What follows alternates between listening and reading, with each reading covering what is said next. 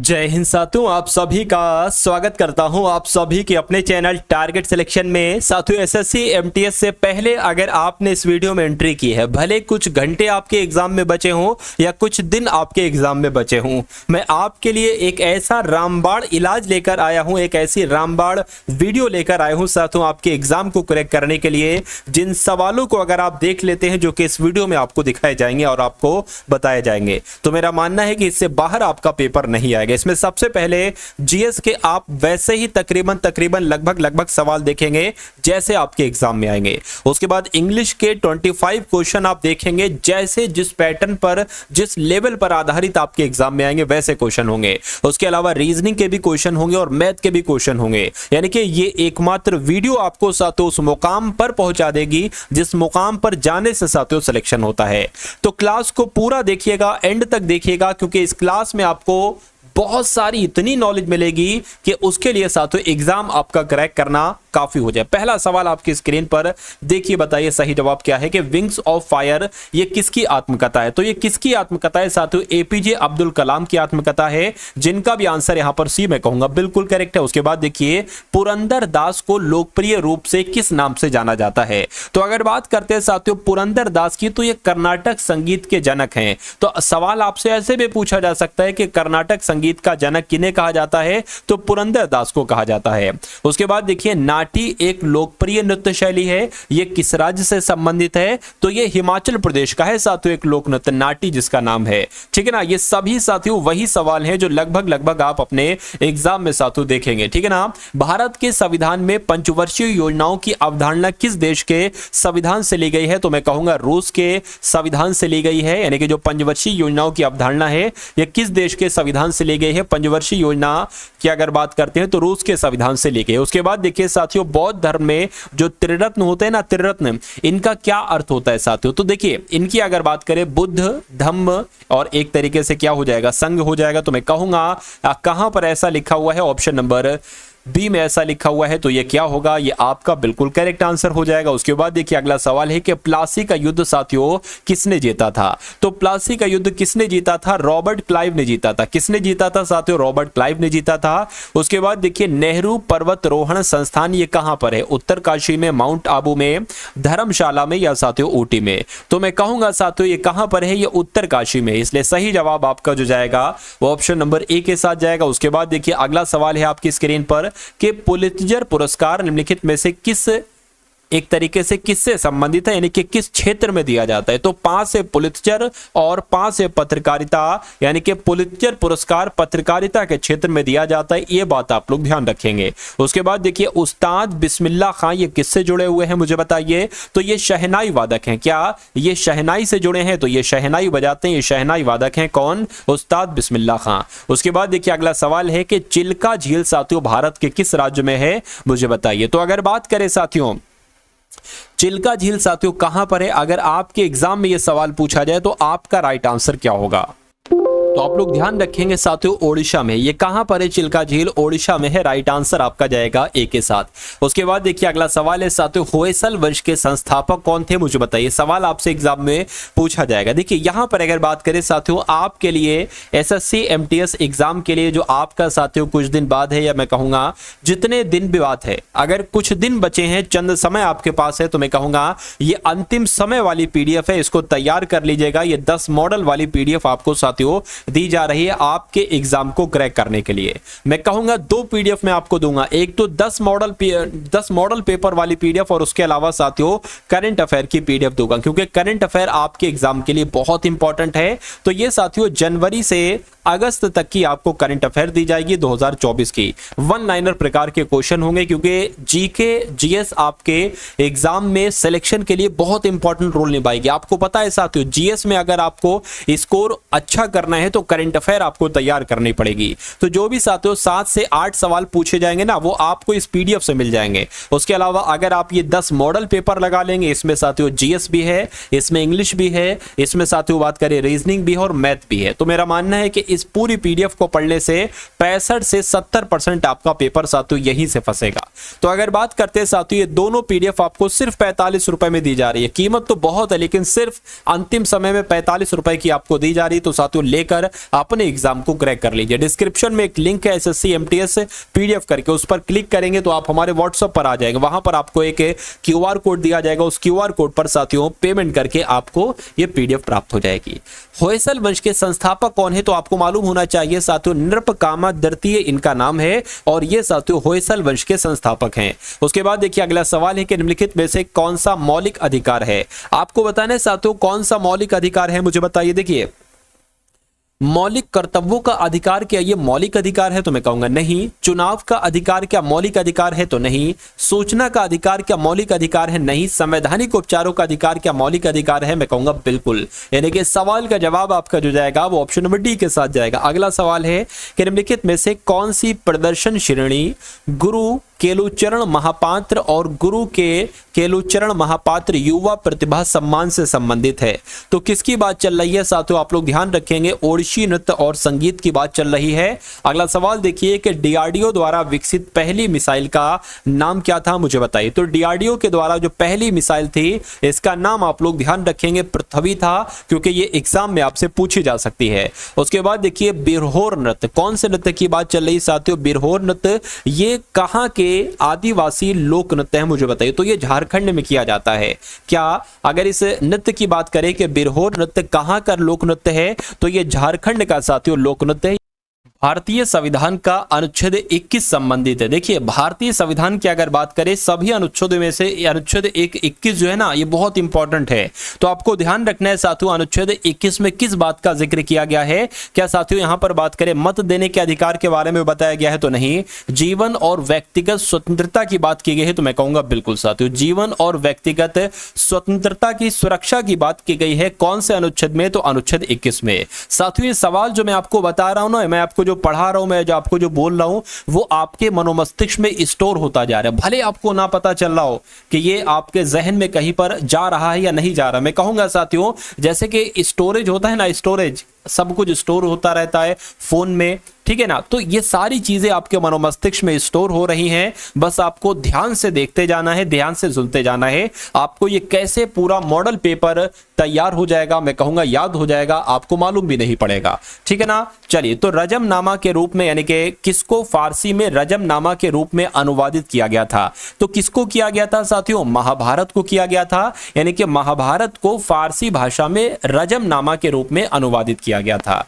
यानी कि महाभारत को जब फारसी भाषा में लिखा गया ना तो उसका नाम महाभारत नहीं रखा गया, रजमनामा उसका नाम रखा गया। उसके बाद देखिए अगला सवाल है आपकी स्क्रीन पर कि भारत में जनगणना अधिनियम 1950 के प्रावधानों के तहत आयोजित की जाती है या 1948 के प्रावधानों के तहत या 55 या 52 क्या होगा? तो अगर बात करें साथियों यहां पर 1948 आना चाहिए। क्या आना चाहिए साथियों? 1948 आना चाहिए। यह सवाल, इसका जवाब आप लोग ध्यान रखेंगे। उसके बाद देखिए निम्नलिखित में से कौन सा पूर्ण द्रविड़ शैली में निर्मित मंदिर का प्रसिद्ध उदाहरण है? तो किसकी बात चल रही है साथियों? कैलाश मंदिर की बात चल रही है। कैलाश मंदिर एलोरा में साथियों जो है ये आपका बिल्कुल सही जवाब हो जाता है। उसके बाद देखिए बादामी चालुक्यों ने बादामी में स्थानांतरित होने से पहले किस पर अपनी राजधानी बनाई थी? तो किस पर अपनी राजधानी बनाई थी? एहोल पर अपनी राजधानी बनाई थी। आप लोग साथियों यहां पर ध्यान रखेंगे रहा। उसके बाद देखिए अगला सवाल है साथियों परम आदेश की रिट क्या करती है? ये सवाल आपसे बहुत पूछा जाता है, छोटा सा सवाल है, अगर आपसे पूछ लिया जाए तो आपको साथियों क्या बताना है मुझे बताइए। चलिए देखिए किसी व्यक्ति को कानूनी कर्तव्य पालन करने का आदेश देती है, ठीक है ना।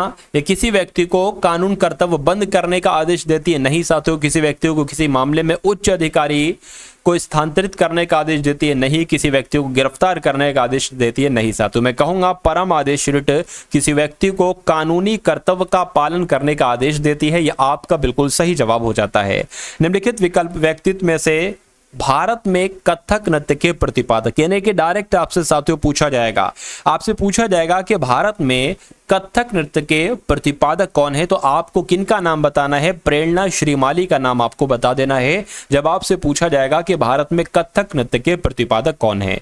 उसके बाद देखिए भारत के संविधान में नमी अनुसूची को किस वर्ष जोड़ा गया था? तो नमी अनुसूची को कब जोड़ा गया था? 1951 में जोड़ा गया था। ये आप लोग यहां पर ध्यान रखेंगे। अब उसके बाद देखिए साथियों, यहाँ पर आपके कौन से क्वेश्चन शुरू हो चुके हैं। साथियों आपको भी पता है कि आपके इंग्लिश में 25 क्वेश्चन आएंगे। कितने साथियों? इंग्लिश के सेक्शन में पूरे 25 के 25 क्वेश्चन आएंगे। कितने क्वेश्चन साथियों? 25 के 25 क्वेश्चन। तो आज की इस वीडियो में यहाँ पर भी 25 के 25 साथियों वैसे ही उसी टाइप के क्वेश्चन लिए गए हैं जिस टाइप के क्वेश्चन आपको आपके एग्जाम में देखने को मिलेंगे। ठीक है ना साथियों? तो बहुत अच्छे तरीके से इन सभी सवालों को देखिएगा। सवाल आपके ऐसे ही आएंगे। देखिए यहाँ पर select the most appropriate synonym of the given word, यानी कि गिवन वर्ड यानी कि जो यहाँ पर वर्ड एक दे रखा है हम्बल, इसका आपको बताना है साथियों सिनोनिम। सिनोनिम की अगर बात करें इसका मतलब क्या होता है साथियों? इसका मतलब होता है सेम मीनिंग। इसका मतलब क्या होता है? सेम मीनिंग होता है। तो हम्बल की अगर बात करें, हम्बल का मतलब क्या होता है? जैसे कि कोई बहुत साथियों एक तरीके से हम्बल व्यक्ति नहीं होता है, कहते हैं साथियों बहुत मतलब बहुत नरम दिल से बोलता है या बहुत दयालु होता है साथियों, तो उसको कहा जाता है भाई वो तो बहुत हम्बल है, नम्र है, एक तरीके से कहते हैं जिसको। तो आपको बताने कि म्यूट ये हम्बल का सिनोनिम होगा, क्योंकि म्यूट का मतलब तो होता है बिल्कुल चुप, बिल्कुल चुप। और र्यूड का मतलब होता है साथियों जो मतलब बिल्कुल बेहुदा होता है, र्यूड कहते हैं। और लाउड का मतलब होता है तारीफ, तो ये भी नहीं होगा। मीक की जब हम बात करते हैं, मीक का मतलब भी साथियों वही होता है जो हम्बल का मतलब होता है। तो मैं कहूंगा मीक का सिनोनिम क्या हो जाएगा? ठीक है ना, हम्बल का सिनोनिम क्या हो जाएगा? मीक हो जाएगा। और यही आपका बिल्कुल सही जवाब हो जाएगा। Select the most appropriate meaning of the given idiom. Idiom की अगर बात करें, इडियम का मतलब होता है साथियों मुहावरा, यानी कि आपको एक मुहावरा दिया गया, ये मुहावरा दिया गया कीप इन टच, आपको बताना है कि इसका मतलब क्या होता है। तो हमें सबसे पहले मालूम होना चाहिए कि आखिर कीप इन टच का मतलब क्या होता है। देखिए हम कह सकते हैं साथियों किसी से अगर हम संपर्क बनाए रख रहे हैं, ठीक है ना, किसी से अगर हम कांटेक्ट बनाए रख रहे हैं, संपर्क बनाए रखना या किसी से कांटेक्ट बनाए रखना साथियों क्या कहलाया जाता है? कहलाया जाता है कीप इन टच। आपको बताना इसका मतलब क्या होगा? बी सिंसियर होगा? नहीं। सर्च क्लोजली होगा? नहीं। मेंटेन कांटेक्ट होगा? देखिए मेंटेन कांटेक्ट का मतलब पता क्या हुआ कि कांटेक्ट बनाए रखना, यानी कि संपर्क बनाए रखना। तो मैं कहूंगा कीप इन टच, इस मुहावरे का अर्थ क्या हो जाएगा? इसका मीनिंग क्या हो जाएगा? मेंटेन कांटेक्ट हो जाएगा। और यही आपका सही जवाब हो जाएगा। उसके बाद देखिए वन वर्ड सब्स्टिट्यूशन, यानी कि एक पूरा सेंटेंस आपको दिया गया होगा, उसका जवाब आपसे मांगा जा रहा है वन वर्ड में, एक शब्द में। यानी कि देखिए giving order in a manner that permits no refusal. तो आपको बताने साथियों इसका मतलब एक था, मतलब इसको वन वर्ड में अगर कहेंगे ना तो क्या कहेंगे मुझे बताइए। चलिए, giving order in a manner, manner में एक ऑर्डर दिया गया दैट परमिट नो रिफ्यूजल, यानी कि उसको रिफ्यूजल करने की परमिट नहीं है आपको, तो वो क्या कहलाई जाएगी? एक तरीके से तानाशाही ही तो कहलाई जाएगी। मतलब एक ऐसी चीज जिसको नकार नहीं सकते आप, वो तानाशाही कहलाई जाएगी। और तानाशाही को इंग्लिश में कहा जाता है डिक्टेटोरियल। क्या कहा जाता है साथियों? डिक्टेटोरियल कहा जाता है। ये बात आप सभी लोग यहां पर ध्यान रखेंगे। Select the incorrect spelled word, यानी कि आपको बताने कि इसमें से कौन सा इनकरेक्ट वर्ड है, ठीक है, किसकी स्पेलिंग सही नहीं लिखी है। देखिए यहां पर अगर बात करें साथियों फैटल लिखा हुआ, फैटल का मतलब क्या होता है? फैटल का मतलब होता है साथियों घातक। उसके बाद टैकल की अगर बात करें, देखिए टैकल की स्पेलिंग यहां पर सही नहीं, क्या होना चाहिए? TA क्या होना चाहिए साथियों? TACKLE होना चाहिए। और टैकल की बात करें साथियों, टैकल का मतलब क्या होता है? टैकल का मतलब होता है उलझना। टैकल का मतलब क्या होता है? टैकल का मतलब उलझना होता है। उसके अलावा अगर बात करें साथियों ब्रूटल लिखा हुआ है, ब्रूटल का मतलब क्या होता है? क्रूर होता है। ब्रूटल का मतलब क्या हो जाएगा? क्रूर हो जाएगा। और मेटल का मतलब आप सभी को पता है साथियों धातु होता है। तो यहां पर इसकी भी स्पेलिंग बिल्कुल सही है, इसके भी बिल्कुल सही है, इसकी भी सही है। गलत किसकी स्पेलिंग है? ऑप्शन नंबर बी वाले की। और इसकी स्पेलिंग सही क्या होगी वो भी मैंने आपको बता दिया। अब अगला सवाल देखिए आपकी स्क्रीन पर है, आपको लिखा हुआ है select the most appropriate option to fill in the blanks, यानी कि यहां पर कौन सा ऑप्शन आएगा ये आपसे यहां पर पूछा जा रहा है। We have decided to go on a long with travel our friends, passage our friends, visit our friends या ड्राइव आवर फ्रेंड्स। तो खाली जगह में साथियों यहां पर क्या आना चाहिए मुझे बताएं। और एक दिक्कत यहां पर है, यहां पर साथियों नहीं आएगी ये खाली जगह यहां पर आना चाहिए। तो अब मुझे बताइए साथियों क्या कहते हैं? वी हैव डिसाइड, हमने निश्चय कर लिया है जाने का लॉन्ग ड्राइव पर, या लॉन्ग ट्रेवल नहीं होता है, पैसेज नहीं, लॉन्ग ड्राइव होता है भाई, लॉन्ग ड्राइव होता है। तो यहां पर साथियों ड्राइव आया जाएगा, ड्राइव विद आवर फ्रेंड्स, अपने फ्रेंड्स के साथ। तो मैं कहूंगा कि आपका राइट आंसर अगर है ऑप्शन नंबर डी के साथ, तो मैं कहूंगा बिल्कुल करेक्ट आपका आंसर हो जाता भाई, बहुत बढ़िया, वेरी गुड क्लास। साथियों मैं आपको पूरी जान लगा के पढ़ा रहा हूं, मैं आपको बहुत अच्छा कंटेंट दे रहा हूं। मैं चाहता हूं कि साथियों कम मेहनत से आपका सिलेक्शन हो जाए, कम पढ़ के आपका सिलेक्शन हो जाए। तो आपका कर्तव्य नहीं बनता कि साथियों इस वीडियो को आप लोग लाइक कर दो। तो जिन लोगों ने भी वीडियो को लाइक नहीं किया गया, एक लाइक का बटन दबाने से कुछ नहीं होता, आपका कुछ नहीं जाएगा, लेकिन साथियों हमें बहुत मोटिवेशन मिल जाएगा, क्योंकि यही मोटिवेशन तो हमें चाहिए होता है साथियों इसी प्रकार की और वीडियोस बनाने के लिए। अब अगली वीडियोस जो मैं बनाऊंगा ना, वो साथियों बहुत पूरे मोटिवेशन के साथ बनाना चाहता हूं, लेकिन हर एक देखिए हर एक चीज को चलने के लिए कुछ ना कुछ चाहिए होता है। गाड़ी को चलने के लिए पेट्रोल, हर एक चीज चलने के लिए, ठीक है। गैस सिलेंडर की, अगर सिलेंडर में गैस नहीं है तो गैस कैसे जलेगी साथियों, कैसे एलपीजी उसमें से निकलेगी। तो अगर आप चाहते हो कि मैं पूरी जोश एनर्जी से आपको पढ़ाऊं तो साथियों चैनल को आप सभी लोग सब्सक्राइब कर लीजिए, और जो लोग भी जिन लोगों ने वीडियो को लाइक नहीं किया तो वीडियो को भी साथियों लाइक कर दीजिए, क्योंकि हजारों सिलेक्शन दिलाने के बाद अब अगला नंबर साथियों आपका है, ये समझ लीजिए। खैर अगला सवाल देखिए, most appropriate meaning of the idiom यानी कि मुहावरे का अर्थ आपसे पूछा जा रहा है। टू बियर फ्रूट, अब टू बियर फ्रूट इस मुहावरे का मतलब आपको बताना है। तो पहले तो साथियों आपको यह मालूम होना चाहिए टू बियर फ्रूट का मतलब क्या होता है। देखिए मान लीजिए आपने कोई काम किया, क्या आपने कोई काम किया, अब उसके दो रिजल्ट आ सकते हैं, उसके दो परिणाम आ सकते हैं। एक तो साथियों आप अगर अच्छे तरीके से वो काम हो जाता है तो आप उस काम में सक्सेस पालोगे, यानी कि वो सकारात्मक परिणाम कहलाएगा। क्या? सकारात्मक वो परिणाम उसका आ जाएगा। लेकिन अगर बात करें साथियों वो काम आप उस काम में असफल हो गए तो वो नकारात्मक कहीं ना कहीं हो जाएगा।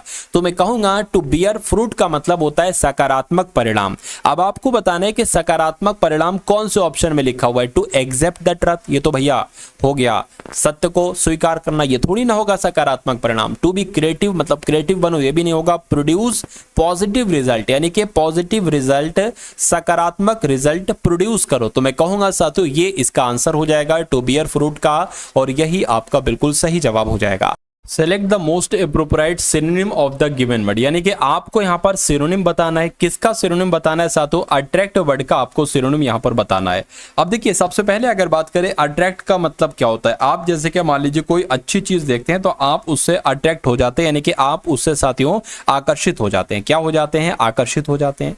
तो इसमें से आपको बताना है कि किस वर्ड का मतलब यहां पर आकर्षित होता है। रिपेल शब्द की जब हम बात करते हैं तो रिपेल का मतलब साथियों क्या होता है? रिपेल का मतलब पीछे हटाना होता है। तो ये तो बिल्कुल भी साथियों ठीक है, ये तो बिल्कुल भी इसका क्या सिनोनिम नहीं हो सकता। डिस्कस्ट की अगर बात करें, कहते नहीं भाई बड़ा डिस्कस्टिंग है, यानी कि घृणात्मक है। डिस्कस्ट का मतलब होता है साथियों घृणा, तो ये भी इसका क्या नहीं हो सकता, ये भी इसका साथियों सिनोनिम नहीं हो सकता। प्रिवेंट का मतलब होता है रोकना। क्या? प्रिवेंट का मतलब होता है रोकना। और इंटाइज की अगर बात करते हैं साथियों, इंटाइज का मतलब होता है लुभाना। देखिए आकर्षित करना, किसी को आकर्षित करना कहो या किसी को लुभाना कहो, बात तो एक ही है। तो मैं कहूंगा अट्रैक्ट का मतलब क्या हो जाएगा, यानी कि अट्रैक्ट का सिनोनिम क्या हो जाएगा? इंटाइज हो जाएगा, इंटाइज हो जाएगा। तो यही आपका बिल्कुल सही जवाब हो जाएगा। उसके बाद देखिए अगला सवाल है आपके स्क्रीन पर, बताइए सही जवाब क्या होगा। Select the correctly spelled word, यानी कि आपसे यहां पर पूछा जा रहा है कौन से वर्ड की स्पेलिंग यहां पर बिल्कुल सही लिखी हुई है, बताइए। देखिए मैकेनिज्म यहां पर लिखा हुआ है, ये भी गलत है। मैकेनिज्म की स्पेलिंग ये भी गलत है साथियों। मैकेनिज्म कैसे लिखा जाता है? जैसे आपका ऑप्शन नंबर सी में लिखा हुआ है। उसके बाद देखिए select the most appropriate antonym of the given word. देखिए ऑकवर्ड यहां पर लिखा हुआ है। क्या वर्ड लिखा हुआ? आपने भी बहुत बोलते होगे, आप भी बहुत सुनते होगे ऑकवर्ड वर्ड। तो ऑकवर्ड का मतलब क्या होता है? देखिए कुछ चीजें देखकर हम कभी कभी कहते हैं ना कि कितनी अजीब लग रही है, भाई कितना अजीब यहां पर लग रहा है। किसी जगह पर जाते हैं तो कहते हैं कितना अजीब यहां पर लग रहा है, बेकार लग रहा है, यहां पर अजीब सा लग रहा है, ठीक है। तो अजीब कहते हैं ऑकवर्ड को। तो अब आपको बताना है इसका एंटोनिम क्या होगा। देखिए बल्कि की जब हम बात करते हैं, बल्कि का मतलब होता है बड़ा, बल्क में लेना, किसी चीज को ज्यादा मात्रा में लेना, ठीक है ना। उसके अलावा अनईजी भी नहीं होगा। उसके अलावा अगर बात करते हैं, देखिए ग्रेसफुल की अगर बात करें, ग्रेसफुल का मतलब क्या होता है? ग्रेसफुल का मतलब होता है, मैं कह सकता हूं सुंदर। ग्रेसफुल का मतलब होता है सुंदर, यानी कि कहीं पर अगर आप जाओ वहां पर आपको अच्छा ना लगे तो आप कहोगे अजीब लग रहा है, और कहीं पर आप जाओ, आपको अच्छा लगे तो आपको बड़ा सुंदर लग रहा है, बड़ा अच्छा लग रहा है, तो कहोगे आप क्या कि ऑकवर्ड का एंटोनिम क्या हो जाएगा, ग्रेसफुल हो जाएगा, और यही आपका बिल्कुल करेक्ट आंसर हो जाता है। Select the most appropriate antonym of the given word, यानी कि यहाँ पर आपको एक वर्ड साथियों दे रखा है कैप्टिविटी। क्या लिखा हुआ है साथियों? कैप्टिविटी लिखा हुआ है। कैप्टिविटी का आपको क्या बताना है? आपको साथियों एंटोनिम बताना है। तो सबसे पहले अगर बात करें कि कैप्टिविटी का मतलब क्या होता है, मैं कहूंगा साथियों गुलामी इसको हम लोग कह सकते हैं। क्या कह सकते हैं? इसको हम लोग साथियों गुलामी कह सकते हैं, गुलाबी नहीं, गुलामी कह सकते हैं।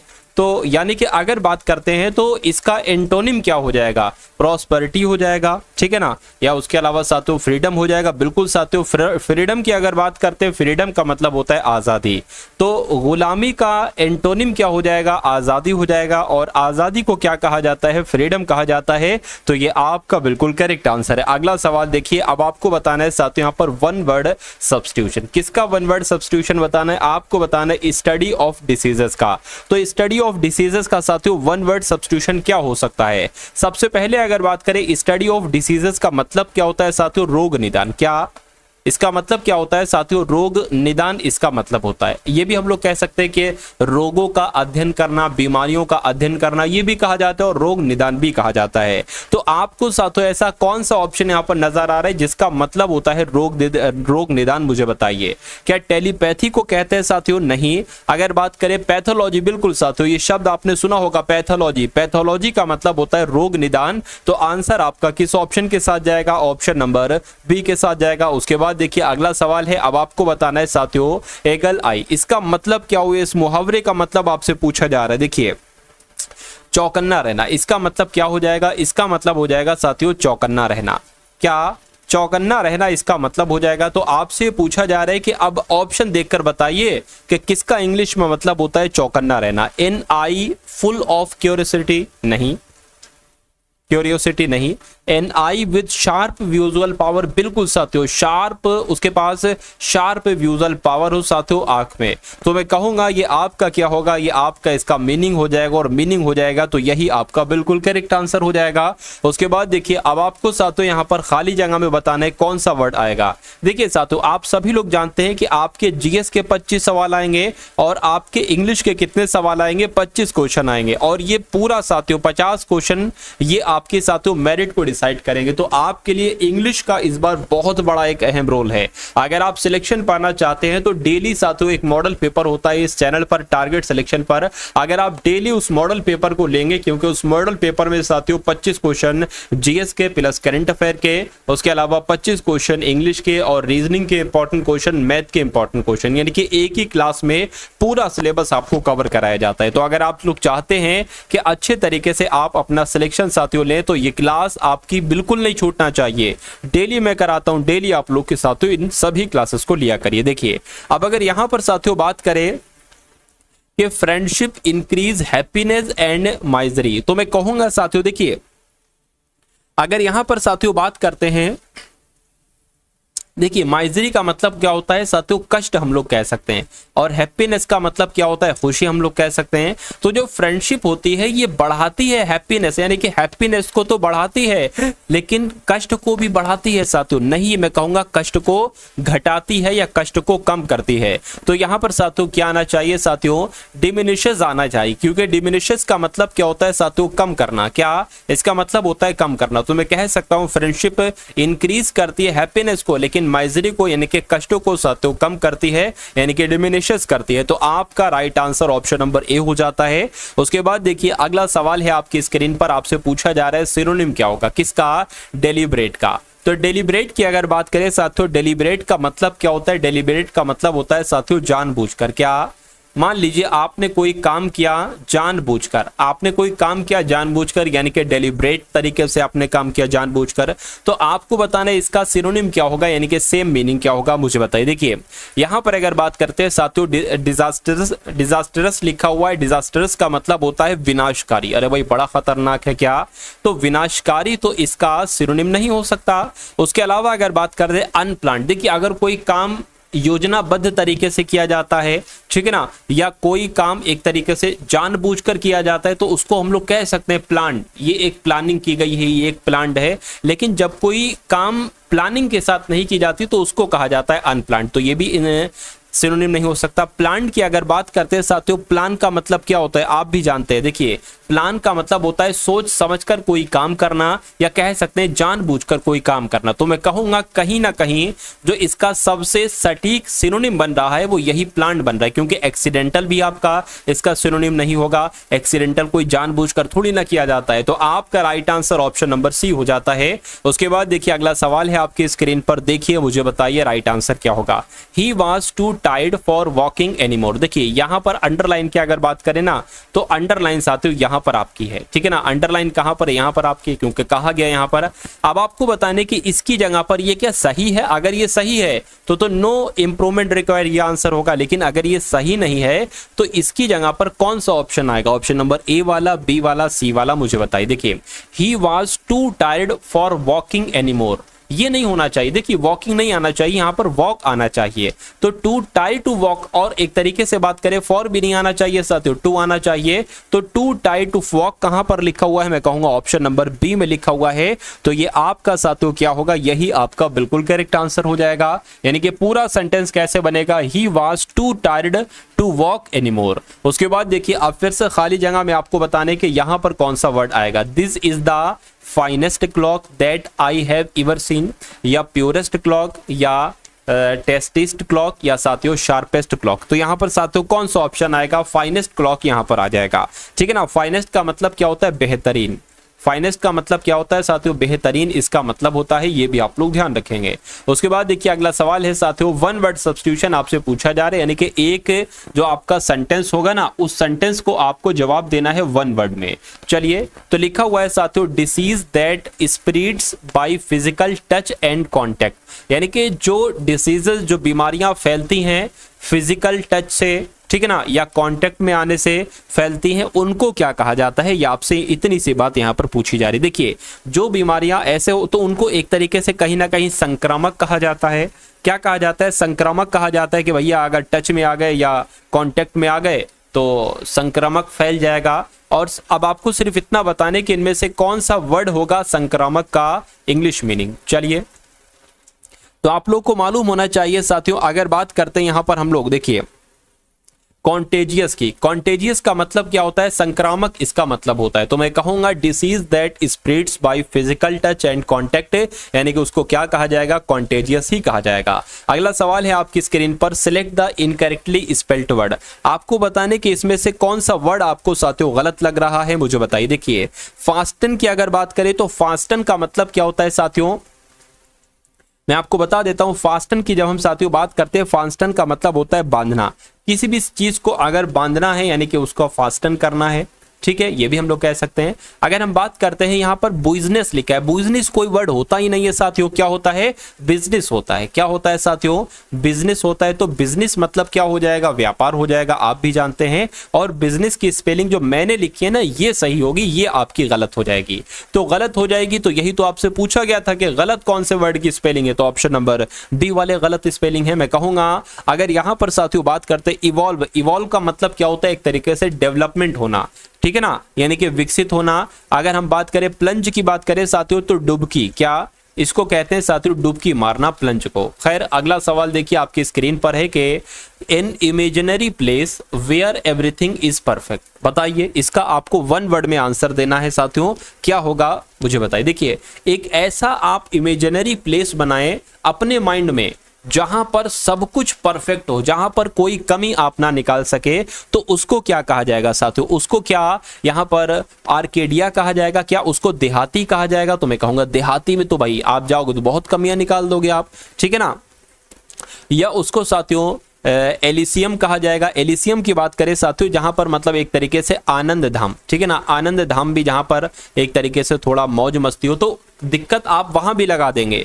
यूटोपिया की जब हम बात करते हैं, यूटोपिया का मतलब क्या होता है साथियों, आदर्श लोक होता है। यूटोपिया का मतलब क्या होता है, आदर्श लोक होता है। यानी कि आप एक ऐसी जगह जाना चाहते हैं जो आपका एक तरीके से आइडियल है, जगह जो आपका आदर्श है, तो आप ऐसी जगह पर दिक्कत कोई नहीं निकाल पाओगे, कोई अशुद्धि, कोई समस्या नहीं निकाल पाओगे साथियों, जो आपकी आदर्श जगह होगी, मैं कहूंगा यूटोपिया आपका सही जवाब हो जाएगा, ठीक है ना। और जिनका आंसर यहां पर सी है, मैं कहूंगा बिल्कुल करेक्ट है। वन वर्ड सब्स्टिट्यूशन आपको बताने फिर से, natural skill at doing something. तो यहां पर अगर बात करें natural skill at doing something, मुझे बताइए क्या आपका साथियों यहां पर सही जवाब होगा। देखिए नेचुरल स्किल यानी कि आपके अंदर एक ऐसा कौशल है जो कुछ भी आप काम करो तो उसको आप हमेशा अपनाते हो, ठीक है ना। जैसे कि आप मान लीजिए कोई काम कर रहे हो तो अगर आप अपनी राइट हैंड का इस्तेमाल करते हो, या कोई चीज आप इधर बढ़ा रहे हो तो आप अपने राइट हैंड का इस्तेमाल करते हो, तो वो आपकी क्या है, वो आपकी साथियों एक आदत है। मान लीजिए आपको अगर कोई बुलाता है, ठीक है ना, तो आप कैसे देखते हो, आप राइट तरफ अपनी गर्दन मुड़ाकर देखते हो, तो वो क्या है, वो आपकी साथियों आदत है, ठीक है ना। मान लीजिए अगर कुछ भी ऐसे करके कह सकते हैं, तो हम इसको natural skill at doing something, इसको हम लोग आदत कह सकते हैं। तो सेंस क्या कहेंगे, सेंस का मतलब तो आदत नहीं होगा, पैशन मतलब उत्साह होता है, ये भी नहीं हो सकता, अवेयरनेस मतलब जानकारी होती है। लेकिन नैक की अगर बात करें, नैक का मतलब होता है हैबिट, नैक का मतलब होता है आदत, यानी कि natural skill at doing something, यानी कि नैक आपका जो होगा वो बिल्कुल सही जवाब हो जाएगा। उसके बाद देखिए अगला सवाल है, ए पर्सन, क्या a person who investigates and solve crimes, यानी कि एक ऐसा बंदा जो इन्वेस्टिगेशन करता हो, जांचता हो और उसको सुलझाता हो, उस अपराध को एक तरीके से उसको सॉल्व करता हो, तो उसको क्या कहा जाएगा, उसको साथियों इन्वेंटर कहेंगे। इन्वेंटर मतलब होता है आविष्कारक, तो आविष्कारक थोड़ी ना कहेंगे साथियों, एक्सप्लोरर उसको कहेंगे साथियों, खोज करने वाला कहेंगे नहीं साथियों, ठीक है ना। उसको डिटेक्टिव कहा जाएगा, उसको क्या कहा जाएगा साथियों, डिटेक्टिव, यानी कि उसको जासूस कहा जाएगा। तो मैं कहूंगा इस क्वेश्चन का राइट आंसर आपका डिटेक्टिव होगा और यही आपका बिल्कुल करेक्ट आंसर हो जाता है। चलिए ये क्या लिखा हुआ है साथियों, इन्विजिलेटर लिखा हुआ है, तो इन्विजिलेटर की अगर बात करें इसका मतलब होता है साथियों निरीक्षक, ठीक है। चलिए अगला सवाल है आपकी स्क्रीन पर, आपको यहां पर लिखा हुआ है साथियों मोनोटोनस। मोनोटोनस का आपसे एंटोनिम यहां पर पूछा जा रहा है। तो अगर बात करें साथियों, देखिए मोनोटोनस की जब हम बात करते हैं ना, इसका एंटोनिम्स की अगर बात करें, इसका एंटोनिम साथियों क्या हो सकता है मुझे बताइए। जैसे कि मान लीजिए मोनोटोनस, मान लीजिए जैसे कि अगर कोई आपसे मिलता है तो वो एक ही तरीके की बातें करता है, एक ही फील्ड की बात करता है, लेकिन आपसे तो आप क्या हो जाते हो, आप ऊब जाते हो ना, मतलब कोई एक ही हमेशा एक ही टाइप की बातें करेगी। लेकिन कोई ऐसा बंदा है जो कभी भाई इस फील्ड की बात करता है, कभी क्रिएटिव बात करता है, कभी कैसी, तो आप उसमें इंटरेस्ट लेंगे ना, ठीक है ना। तो अगर हम बात करते कोई एक सा, मतलब हमेशा एक सा, या हम कहेंगे से अलग अलग, ठीक है ना, क्या कहेंगे अलग अलग, तो यहाँ पर आपका वेराइड, यहाँ पर आपका जो होगा वो राइट आंसर हो जाएगा, ठीक है। मोनोटोनस का एंटोनिम क्या होगा, वेराइड हो जाएगा, राइट आंसर आपका ऑप्शन नंबर ए के साथ जाएगा। उसके बाद देखिए अगला सवाल है कि select the most appropriate synonym of the given word, यानी कि रिलायबल का आपको बताना है कि यहाँ पर साथियों सिनोनिम क्या हो पाएगा। रिलायबल की अगर बात करते जैसे कि आप हमारे भरोसेमंद बच्चे हो, क्या हो, आप हमारे साथियों भरोसेमंद बच्चे हो, तो आप क्या हो साथियों, हमारे लिए रिलायबल हो। अब आपको बताने कि इसका सेम मीनिंग साथियों क्या हो पाएगा बताइए। तो रिलायबल को यानी कि भरोसेमंद को क्या ट्रस्टेड कह सकते हैं, क्या इंटेलिजेंट कह सकते हैं, क्या फॉर्चुनेट कह सकते हैं, क्या वेल्दी कह सकते हैं, मुझे बताइए। वेल्दी की बात करते हैं साथियों, वेल्दी का मतलब होता है धनी। फॉर्चुनेट की बात करते हैं साथियों, भाग्यशील इसको हम लोग कहते हैं, जो बड़ा किस्मत वाला होता है, ठीक है ना, जो बड़ा किस्मत वाला होता है। इंटेलिजेंट साथियों आप सभी लोग जानते हैं, बुद्धिमान इसको कहते हैं। ट्रस्टेड उसको हम लोग कह सकते हैं। तो मैं कहूंगा राइट आंसर आपका ऑप्शन नंबर ए हो जाता है। नेक्स्ट नंबर का सवाल है आपकी स्क्रीन पर कि Asha has produced the house beautifully for the party, ये आना चाहिए, या प्लान्ड आना चाहिए, या डेकोरेटेड आना चाहिए, या इंप्रूव्ड आना चाहिए, मुझे बताइए। देखिए आशा हैज डेकोरेटेड द हाउस, आशा अपना घर सजा चुकी है beautifully for the party, party के लिए, तो यहां पर डेकोरेटेड आएगा, प्रोड्यूस्ड थोड़ी ना आएगा ना, प्लान्ड आएगा। तो मैं कहूंगा सही जवाब आपका जाएगा ऑप्शन नंबर सी के साथ। उसके बाद देखिए अगला सवाल है the following sentence has been split into 4 segment, यानी कि एक सेंटेंस है वो 4 भागों में बटा है।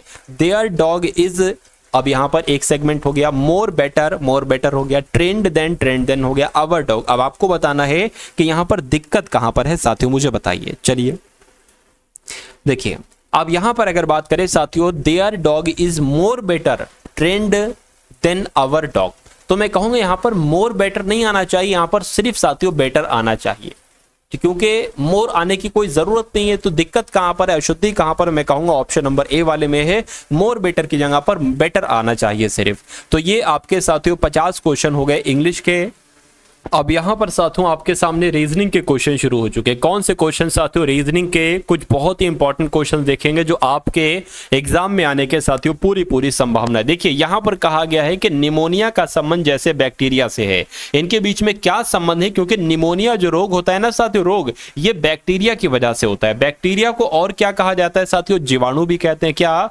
बैक्टीरिया की अगर बात करते हैं साथियों तो जीवाणु भी कहते हैं। अच्छा, वायरस आपने सुना होगा, वायरस की अगर बात करें, वायरस को क्या कहा जाता है? वायरस को विषाणु कहा जाता है। क्या विषाणु कहा जाता है साथियों वायरस को? तो अगर बात करें इबोला रोग जो होता है, क्या वो बैक्टीरिया की वजह से होता है? तो मैं कहूंगा नहीं साथियों, ये वायरस की वजह से होता है। क्या ये वायरस की वजह से होता है? तो ये गलत हो गया, क्योंकि निमोनिया रोग बैक्टीरिया की वजह से होता है, लेकिन इबोला रोग बैक्टीरिया की वजह से नहीं, वायरस की वजह से होता है। रेबीज की जब हम बात करते हैं साथियों तो रेबीज वायरस के कारण होता है। क्या वायरस के कारण होता है? तो ये आपका क्या होगा? ये आपका बिल्कुल सही जवाब हो जाएगा। अगर कुष्ठ रोग की बात करते हैं ना तो कुष्ठ रोग साथियों ये आपका बैक्टीरिया की वजह से होता है। क्या बैक्टीरिया की वजह से। और डेंगू की अगर बात करें साथियों तो डेंगू आपका जो होता है ये वायरस की वजह से होता है, कवक की वजह से नहीं। तो मैं कहूंगा राइट आंसर आपका जाएगा ऑप्शन नंबर बी के साथ। उसके बाद देखिए अगला सवाल है आपकी स्क्रीन पर, देखिए इसको मैं थोड़ा बड़ा कर देता हूं। क्या कथन आपको दिखना चाहिए साथियों?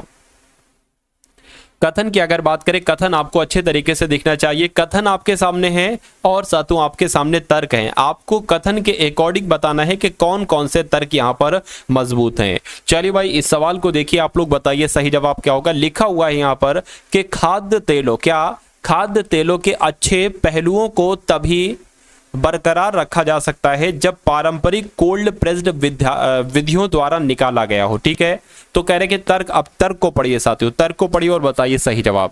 तो तर्क लिखा हुआ है साथियों, हाँ आधुनिक शोध कहते हैं कि पुरानी विधि से निकाला गया तेल स्वास्थ्य के लिए अच्छा होता है। ये बात सही है, ये बात सही नहीं है। उसके बाद लिखा हो कि नहीं, कोल्ड प्रेस्ड तेल बहुत महंगा है और आम जनता के लिए सस्ता नहीं है। अब इसमें से साथियों कौन सा सही होगा ये आपसे यहाँ पर साथियों जो है ना वो पूछा जा रहा है। अब अगर आप कथन को साथियों दोबारा देखेंगे तो कथन में लिखा हुआ है कि खाद्य तेलों के अच्छे पहलुओं को तभी बरकरार रखा जाता है जब पारंपरिक कोल्ड प्रेस्ड विधियों के द्वारा निकाला जाए। पारंपरिक का मतलब साथियों क्या है? पारंपरिक का मतलब है पुरानी विधियों से निकाला गया तेल स्वास्थ्य के लिए अच्छा होता है। तो ये तो बिल्कुल सही हो जाएगा। नहीं, कोल्ड प्रेस्ड बहुत तेल महंगा है ऐसा होगा साथियों क्या, और आम जनता के लिए सस्ता नहीं हो, ऐसे ये गलत हो जाएगा। मैं कहूंगा केवल तर्क एक प्रबल है। तो उसके बाद देखिए अगला सवाल है आपकी स्क्रीन पर कि भयंकर का संबंध साथियों जैसे हिंसक से है वैसे ही भ्रांति का संबंध किससे होगा? अहंकार से, युद्ध से, गिरना से या भ्रम से? तो मैं कह सकता हूं साथियों भयंकर का जैसे संबंध हिंसक से है वैसे ही भ्रांति का संबंध साथियों किससे होगा? भ्रम से होगा। आंसर आपका जाएगा ऑप्शन नंबर डी के साथ। अगला सवाल है आपकी स्क्रीन पर कि आप एक पुलिस अधिकारी हैं, आपकी ड्यूटी राज्य में मेले में सौंपी गई है, यानी कि आपकी ड्यूटी जो लगी है ना वो कहां पर लगी है साथियों? वो किसी मेले में लगी है। ठीक है, उसके बाद क्या लिखा हुआ है? कह रहे हैं कि आप इनमें से किस स्थिति को सबसे पहले संभालेंगे? मुख्य तंबू पैवेलियन के बगल एक कचरे के डब्बे में आग लग गई है, आप सबसे पहले इसको साथियों देखेंगे। या अगर बात करें चरखी चूल्हा अभी भी लोगों के साथ बीच हवा में अटका हुआ है, उसको सबसे पहले निकालेंगे। तो ये इसको प्रायोरिटी नहीं देंगे सबसे पहले, ये जरूरी काम है। एक आदमी नशे में धुत होकर बेहोश हो गया है और टिकट घर के पास लेटा हुआ, उसको सबसे पहले चेक करेंगे। नहीं साथियों, सबसे पहले देखिए तंबू के बगल में एक कचरे के डब्बे में आग लग गई है, तो भैया ये कभी भी ये आग तंबू में भी लग सकती है, और तंबू में अगर ये आग लग गई तो फिर हिसाब किताब बिगड़ जाएगा। दो निशस्त्र तर्क वितर्क कर रहे किशोरों के आसपास भीड़ जमा हो रही, इसको भी नहीं सबसे पहले देखेंगे। आप किसको प्रायोरिटी देंगे? ऑप्शन नंबर ए वाले को प्रायोरिटी देंगे।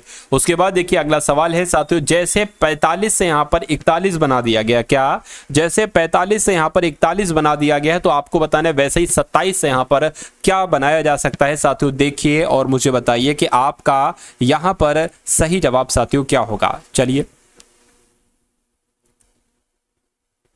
देखिए, अगर यहां पर हम बात करें 45 से 41 बना, अगर हम 4 का स्क्वायर ले ले 16 और 5 का स्क्वायर ले ले 25, तो इन दोनों को जोड़ने पर साथियों कितना आ जाएगा? 41 आ जाएगा। 41 ही लिखा हुआ है।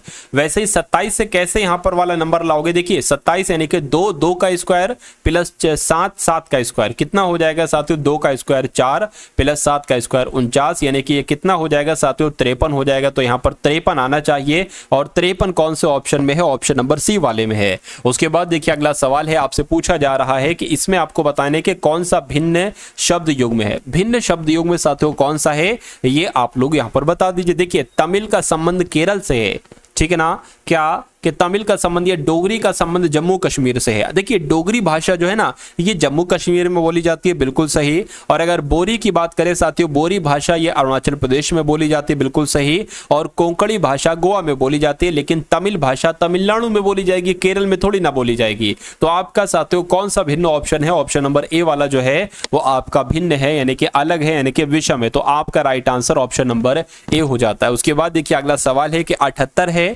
78 के बाद 93 है, उसके बाद आपको बताने कौन सा नंबर आएगा, और उसके बाद 153 आना चाहिए, फिर 198, फिर साथियों 253। अब देखिए इसको अगर साथियों यहां पर हम लिख ले, 78 हो गया, 93 हो गया, और 153 हो गया यहां पर, और 198 हो गया, और साथियों 200 यहां पर 53 हो गया। देखिए 78 से ये 93 हुआ है, कितना बड़ा है, मैं कहूंगा 15 बड़ा है, ठीक है। 153 से 198 हुआ है, यहां पर साथियों कितना बड़ा है मुझे बताइए। ये 5 हो जाएगा, और ये आपका साथियों कितना हो जाएगा यहां पर, चलिए 4, यानी कि 45 बढ़ गया। इसकी अगर बात करें 13 में से साथियों 8 जाएगा तो यहां पर 5 आ जाएगा, 24 में से 19 जाएगा 6, यानी कि यहां पर कितना आ जाएगा साथियों 55। एक बार यहां पर देख लेते हैं, 55 नहीं लग रहा है, ठीक है, 198 माइनस कर लेते हैं। तो जब 13 में से 8 जाएगा तो 5 बचेगा, अब ये 24 हो जाएगा, 24, हाँ तो यहां पर साथियों 5 आना चाहिए। तो मैं कहूंगा यहां पर आपका क्या आ जाएगा, 55 नंबर आ जाएगा, 55। तो मैं कह सकता हूं साथियों देखिए 55, 45, तो अब यहां पर 35 बढ़ना चाहिए, और यहां पर 25 बढ़ना चाहिए, क्योंकि 15, 25, 35, 45, 55 का एक क्रम है।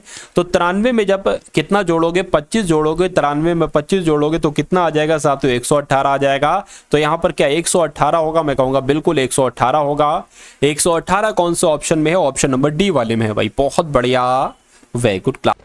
उसके बाद देखिए अगले नंबर का सवाल है कि एक निश्चित कूट भाषा में सॉल्ट को क्या लिखा जाता है साथियों, 16 लिखा जाता है। पिकल को कितना लिखा जाता है, 36 लिखा जाता है। तो आपसे पूछा जा रहा है साथियों प्रिजर्वेटिव को क्या लिखा जा सकता है। देखिए यहां पर अगर बात करें, देखिए सॉल्ट को 16 लिखा गया है, पिकल को 36 लिखा गया है। तो अगर यहां पर बात करें तो 1 2 3 4 5 6 लेटर हैं, तो 6 को कितना लिख दिया गया, 36। कैसे, 6 का स्क्वायर किया गया है, 1 2 3 4 लेटर हैं, तो 4 का स्क्वायर कितना होता है, 16 होता है। तो साथियों 16 लिख दिया गया।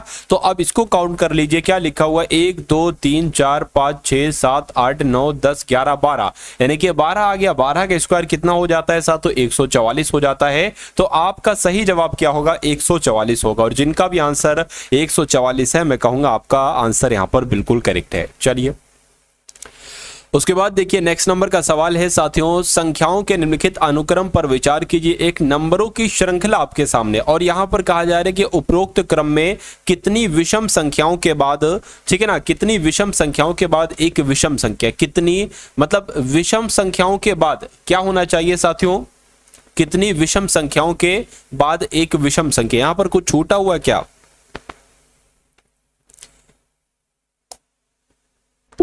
दो लगातार विषम संख्याएं आपको बताने। देखिए ये 5 है, ये भी विषम संख्या है, ये 1 है, ये भी विषम संख्या, यानी कि हमें एक जोड़ा मिल गया है जो कि विषम संख्याओं वाला है। उसके बाद अगर बात करें साथियों यहाँ पर 7 है, और उसके बाद 3 है, यानी कि विषम संख्या, उसके बाद फिर एक विषम संख्या।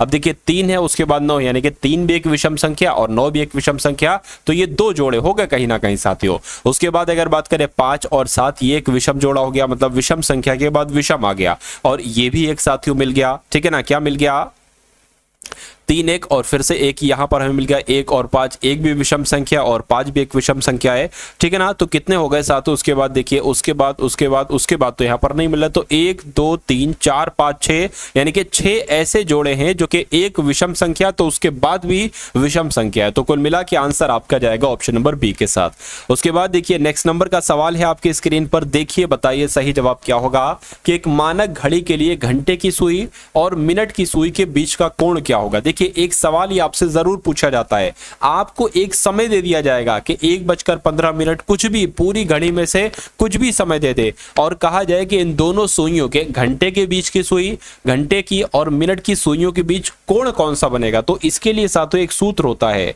वो सूत्र आप लोग क्या करेंगे साथियों, वो सूत्र आप लोग को मैं बता देता हूं, वो सूत्र आप लोग ध्यान रखेंगे। देखिए 11/2 इंटू मिनट, क्या 11/2 इंटू मिनट डिफरेंस है, और 30 गुणा घंटे, क्या 30 गुणा घंटे। अब आपको पता है घंटे क्या है, 1 घंटा, मिनट क्या है तो 15 मिनट, तो साथियों मिनट की जगह 15 रख दीजिए, मिनट की जगह 15 रख दीजिए, डिफरेंस 30 गुणा घंटे, घंटे कितने 1 घंटे, तो ये तो 30 आ जाएगा। ये कितना आ जाएगा साथियों, ये 5.5 आ जाएगा। और जब 5 पॉइंट यानी कि 15 की गुणा 5.5 से करोगे तो कितना आ जाएगा, 15 पंजे 75, 15 पंजे 75 साथियों, 5 आ गया, 12 आ गया, 8 आ गया। यानी कि अगर बात करें साथियों, 1 नंबर के बाद पॉइंट था, 1 नंबर के बाद पॉइंट लगा दीजिए, तो 82.5 में से आपको घटाना है 30, तो 82.5 में से हम कितना घटा देते हैं साथियों, यहां पर 30 घटा देते हैं। चलिए 5 आ गया, 2 आ गया, 5 आ गया, यानी कि 52.5 आपका राइट आंसर आएगा। तो कितने डिग्री का कोण बनेगा, 52.5 डिग्री का कोण बनेगा। ये क्या होगा साथियों, ये आपका बिल्कुल करेक्ट आंसर हो जाएगा। अगले नंबर का सवाल है आपकी स्क्रीन पर,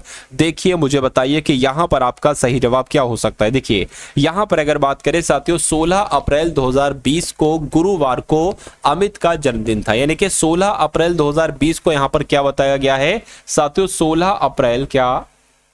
अप्रैल 2020 को यहां पर क्या बताया गया है, गुरुवार बताया गया है। ठीक है, गुरुवार बता दिया गया। उसके बाद कह रहे कि 2 जून 2020 को उसकी पत्नी का जन्मदिन किस दिन होगा। सिंपल सी बात आपसे ये पूछा जा रहा है कि जब 16 अप्रैल 2020 को गुरुवार है तो जो 2 जून 2020 को कौन सा दिन होगा, यही तो पूछा जा रहा है। बिल्कुल, तो अब देखिए आप इनके बीच में दिनों की संख्या कितनी होगी ये सबसे पहले काउंट कर लीजिए। अप्रैल की अगर बात करते हैं तो अप्रैल साथियों कितने दिनों का होता है, जनवरी फरवरी मार्च अप्रैल 30 दिन का होता है। तो मैं कहूंगा साथियों 30 दिन का होता है। तो अब कितने दिन बचे हैं, अरे भाई 17 से लेकर 30 अप्रैल में कितने दिन बचे हैं, 14 दिन बचे हैं। ठीक है, अप्रैल मई कितने की होती है, जनवरी फरवरी मार्च अप्रैल मई 31 की होती है, तो साथियों 31 दिन आ जाएंगे। जून के लिए 2 दिन, तो साथियों 2 दिन आ जाएगा। कितने टोटल दिन हो जाएंगे ये आपके साथियों, 4 और 1 5 और आपका 7, यहां पर 7 आ गया। और ये कितना हो जाएगा साथियों, 3 1 4 यानी कि 47 हो गया। ठीक है ना, 47 हो गया। अब अगर साथियों बात करें, अब इसको 7 से भाग, हमेशा आप 7 से ही भाग करोगे क्योंकि विषम दिन आपको निकालना है। 7 7 49 तो हो जाएगा। या अगर बात करें साथियों 7 6 42 हुआ, तो शेषफल कितना बचा, शेषफल कितना बचा साथियों, 5 शेषफल बचा। वो 5 आपको इसमें जोड़ना है गुरुवार में। तो साथियों गुरुवार के बाद क्या आता है, शुक्रवार, शनिवार, रविवार, सोमवार, मंगलवार। 5वें नंबर पे मंगलवार आया है। तो मैं कहूंगा साथियों कि 2 जून 2022 को कौन सा दिन होगा, मंगलवार होगा। तो इस टाइप से साथियों ये सवाल करे जाते हैं। ठीक है ना। उसके बाद देखिए अगला सवाल है आपके स्क्रीन पर कि निम्नलिखित 4 संख्याओं में से 3 संख्या एक निश्चित प्रकार से समान है, लेकिन एक संख्या जो है वो अलग है। और वही अलग संख्या के बारे में आपको बताना है कि आखिर कौन सी संख्या अलग है, ये मुझे बता दीजिए। देखिए 8 96 6 3 24 4 9 6 27 और 9 90 5। तो आपको बताने साथियों कैसे यहां पर क्या होगा। देखिए अगर यहां पर बात करें 3 की गुणा 4 से कराते हैं तो साथियों 12 आता है, ये 24 लिखा हुआ है, समझ गए, डबल कराया गया है। 9 पंजे 45, अगर बात करते हैं साथियों यहां पर 9 पंजे 45, 45 यहां पर कितना लिखा हुआ 90, समझ गए, 2 से गुणा करा दी बस साथियों 90 आ जाएगा। यहां पर 24 बनाने के लिए 2 से गुणा करा दी 24 आ जाएगा। इसकी बात करें साथियों कितना हो जाएगा, 6 6 36 6 42 6 48। तो 48 दूना कितना होता है साथियों, 96 होता है। मैं कहूंगा बिल्कुल, लेकिन यहां पर ये लॉजिक नहीं लगेगा क्योंकि 6 निम कितने होते हैं साथियों, 6 निम आपका 54 होते हैं। 54 दूना 27 थोड़ी ना होते हैं। तो मैं कहूंगा विषम वाला कौन सा है, तो ऑप्शन नंबर सी वाला है। उसके बाद देखिए अगला सवाल है आपकी स्क्रीन पर, देखिए इस सवाल को और मुझे बताइए कि आपका सही जवाब साथियों यहां पर किस ऑप्शन के साथ जाएगा। कहा गया है कि पिता की आयु उसकी पुत्री रिया से 3 गुना अधिक है। यानी कि 2 लोग यहां पर हैं, एक तो पिताजी हैं और उनकी पुत्री है। पुत्री का नाम क्या है साथियों, रिया है। ठीक है ना। तो कह रहे हैं कि 3 गुना है। तो अगर पिता की उम्र 3x है तो रिया की उम्र क्या होगी, 1x होगी। और कह रहे हैं कि 8 वर्ष के बाद वह रिया की आयु से 2.5 गुना रह जाएंगे। ये बात आपको समझ में आ रही ना साथियों। अगर आपने ये बात समझ ली तो बहुत अच्छे तरीके से सवाल आपकी समझ में आ जाएगा। अच्छा देखिए यहां पर एक मिस्टेक है, 3 गुना, यहां पर साथियों 4 गुना है। क्या है साथियों, यहां पर 4 गुना है। तो इसको हम क्या कर लेंगे, इसको हम साथियों 4 गुना यहां पर कर लेंगे। चलिए कोई दिक्कत नहीं है। तो पिता की आयु अगर 40 है तो रिया की आयु 10 है। पिता की आयु अगर 4 है तो रिया की आयु 1 है। ऐसे भी हम लोग कह सकते हैं, अनुपात के बारे में मैं आपको बता रहा हूं ना। तो यहां पर अगर बात करते कहा गया है साथियों 8 वर्ष के बाद, तो 8 वर्ष के बाद पिता की आयु कितनी हो जाएगी, 4x + 8 हो जाएगी, यही तो पिता की आयु हो जाएगी, बिल्कुल सही। तो कह रहे कि 4 वर्ष के बाद वह रिया की आयु के 2.5 गुना रह जाएंगे जो पिताजी है, ठीक है ना। तो यहां पर अगर बात करें रिया की आयु कितनी, रिया की आयु x है तो इसमें भी 8 जुड़ेगा, 8 वर्ष का आ गया ना, दोनों में साथियों 8 जुड़ेगा। अब 2.5 गुना रह जाएगी, तो इसका 2.5 गुना आप कैसे निकालोगे, 2.5 लिखा जाता है 2 सही 1/2, इसको और सॉल्व करोगे 2 दूना 4, 4 और 1 5, 5/2 आ जाएगा, तो 2.5 ऐसे लिखोगे 5/2, ठीक है ना। इतनी बात आप समझ गए। अब देखिए अब यहां पर अगर बात करें इस 2 की गुणा इससे हो जाएगी, 4x है और 8x है, तो कितना हो जाएगा, 4 दूना 8x हो जाएगा, 8 दूना 16 हो जाएगा, ठीक है। और 5 की गुणा x से हो जाएगी, तो 5x + 5 कितना हो जाएगा, 40 हो जाएगा। अब 8x में से 5x जाएगा तो साथियों 3x बचेगा और बराबर 40 हो जाएगा। 40 माइनस कितना हो जाएगा, 16 हो जाएगा, प्लस का है ना, उधर जाएगा माइनस का हो जाएगा, तो 3x बराबर आपका ये कितना हो जाएगा साथियों, 30 हो गया और ये 24 आ जाएगा, यानी कि x बराबर कितना आ जाएगा, 24/3 आ जाएगा, 3 एकम 3, 3 7 21, 3 8 24, यानी कि x बराबर क्या आ गया, x बराबर आपका 8 आ गया।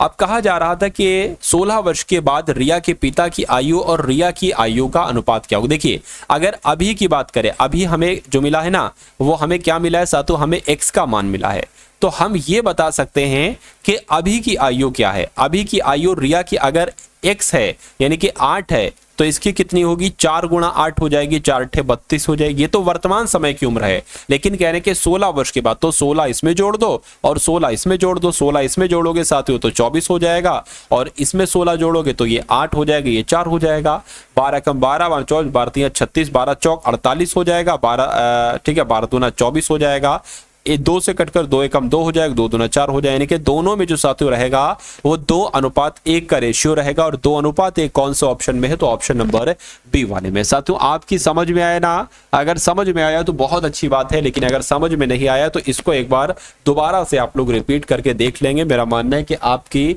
समझ में बहुत आराम से आ जाएगा। उसके बाद देखिए नेक्स्ट नंबर का सवाल है आपकी स्क्रीन पर कि 542 से 33 बना है, क्या 542 से 33 बना है, तो साथियों 274 से यहां पर क्या बन सकता है। देखिए 542 से यहां पर 33 कैसे बना, ये सबसे बड़ा सवाल है। अगर हम इन सबको आपस में जोड़ देते, देखिए 5 को 4 को 2 को, तो कितना बनेगा साथियों, 9 11 11 बन जाएगा, 11 बन जाएगा। 11 से 33 बनाया गया तो मेरा मानना है 3 से गुणा कराई गई होगी। अब इसको भी साथियों देख लेते, 2 7 4, इससे क्या बनेगा, तो 2 + 7 + 4, इसको जोड़िए 11 और 2 साथियों कितना हो जाएगा, 13 हो जाएगा। अब इसमें सब जब 3 से गुणा की गई है तो इसमें भी 3 से गुणा की जाएगी, 13 तो यहाँ कितना हो जाएगा, 39 हो जाएगा। तो यहां पर क्या 39 आएगा। अगर ऑप्शन में 39 है तो आपका बिल्कुल सही लॉजिक लगा है, और बिल्कुल साथियों ऑप्शन में भी 39 है, तो मैं कहूंगा कि आंसर यहां पर जिनका भी ऑप्शन नंबर बी है बिल्कुल करेक्ट है। नेक्स्ट नंबर का सवाल है आपकी स्क्रीन पर, देखिए सवाल को और मुझे बताइए राइट आंसर, उल्टा बोल गया था, कोई दिक्कत नहीं। इसमें भी आपसे पूछा जा रहा है कि सबसे अलग कौन सा है, सबसे विषम कौन सा है, मुझे बताइए। देखिए अगर बात करते लेखक कलम का इस्तेमाल करता, बिल्कुल। बावर्ची चाकू का इस्तेमाल करता है, बिल्कुल। चिकित्सक रोगी का इस्तेमाल थोड़ी ना करेगा, दर्जी सुई का इस्तेमाल करेगा, बिल्कुल। यानी निम्नलिखित अक्षर श्रृंखला का संदर्भ लीजिए और प्रश्न का उत्तर दीजिए। क्या लिखा हुआ है साथियों, यहाँ पर कुछ लेटर्स की श्रृंखला है।